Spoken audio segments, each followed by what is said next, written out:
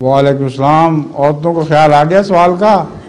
हमारी बारी नहीं आ रही थी। हैं? हमारी बारी नहीं आ रही थी। अच्छा, बारी तो आपको बार बार कह रहा हूँ, आप सुनती ही नहीं मेरी बात।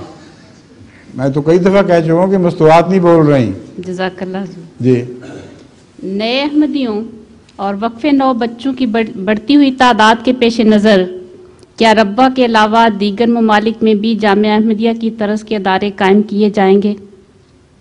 वक्फे नौ के की बढ़ती हुई तादाद के पेश नज़र रब्बा के अलावा बाकी मुल्कों में भी जामिया अहमदिया की तरस के इदारे कायम? नहीं, जामिया अहमदिया तो मुल्कों में कायम नहीं किए जा सकते, क्योंकि वक्फे नौ के बच्चे बेशुमार फैले पड़े हैं।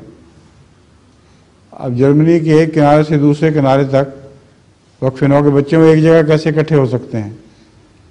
और फिर मुल्की कवानीन भी इजाज़त देते हैं कि नहीं। इंग्लैंड में भी यही हाल है। इसलिए वक्फे नौ के बच्चों के लिए जो निसाब बनाया जाता है वो सारी दुनिया में भिजवा दिया जाता है।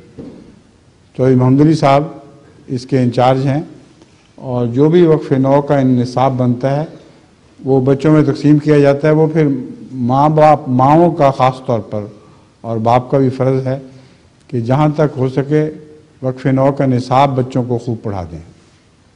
ठीक है? जज़ाकुमुल्लाह। जी, हजूर